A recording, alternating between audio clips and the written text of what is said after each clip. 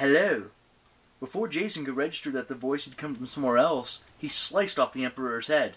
The bust toppled and shattered against the floor. "That wasn't very nice," said the voice behind them. Jason turned. The winged man from the ice cream stand was leaning against a nearby column, casually tossing a small bronze hoop in the air. At his feet sat a wicker picnic basket full of fruit. "I mean," the man said, "what did Diocletian ever do to you?" The air swirled around Jason's feet. The shards of marble gathered into a miniature tornado, spiraled back to the pedestal, and reassembled into a complete bust, the note still tucked underneath. Jason lowered his sword. "It was an accident. You startled me." The winged dude chuckled. "Jason Grace, the West Wind has been called many things. Warm, gentle, life-giving, and devilishly handsome. But I have never been called startling. I leave that crass behavior to my guest brethren in the north." Nico inched backwards. "The West Wind?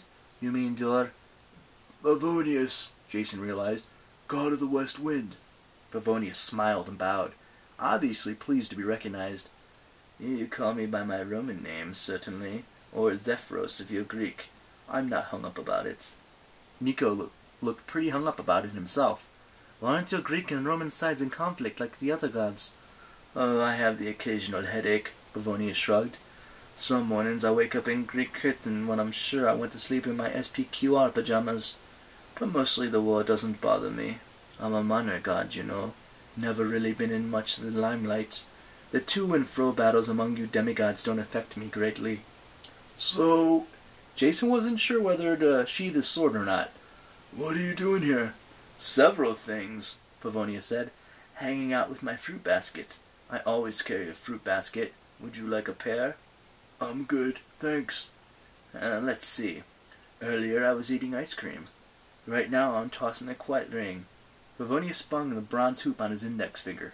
Jason had no idea what a quite was, but he tried to stay focused. "I mean, why did you appear to us? Why did you lead us into the cellar?" "Oh," Favonius nodded. "The sarcophagus of Diocletian. Yes, it was his final resting place. The Christians moved it out of the mausoleum. Then some barbarians destroyed the coffin. I just wanted to show you." He spread his hands sadly. "That what you're looking for isn't here. My master is taking it." "Your master?"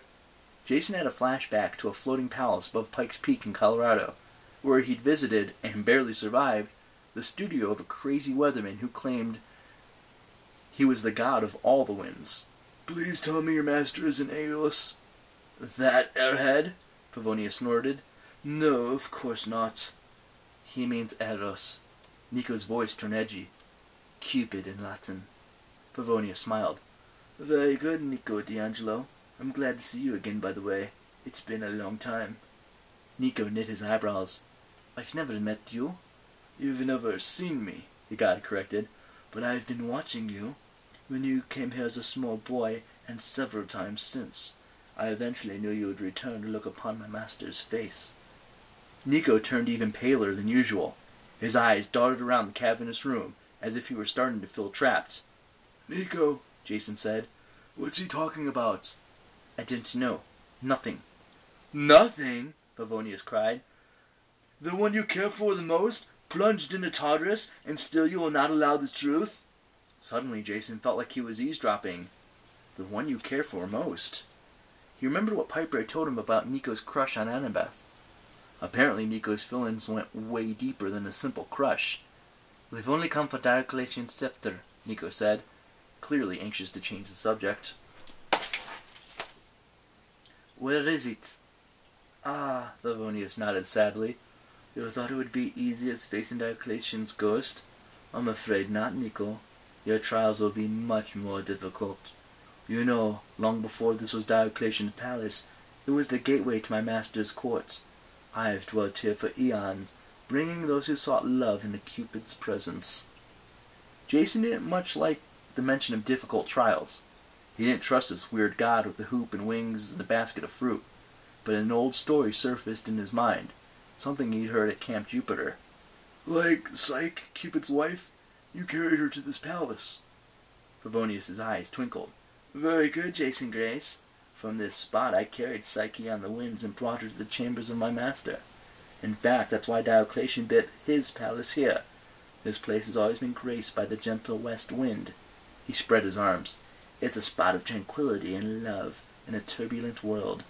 When Diocletian's palace was ransacked, "You took the scepter," Jason guessed. "For safekeeping," Favonius agreed.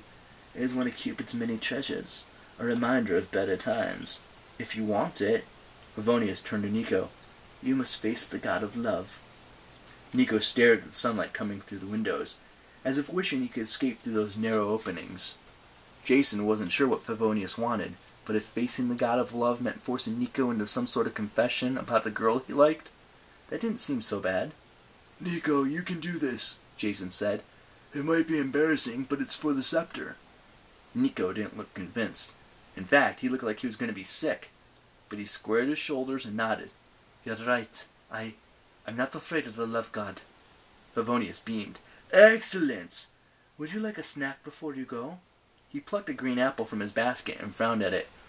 "Oh, bluster! I keep forgetting my symbol is a basket of unripe fruit. Why doesn't the spring wind get more credit? Summer has all the fun." "It's okay," Nico said quickly. "Just take us to Cupid." Favonius spun the hoop on his finger, and Jason's body dissolved into the air.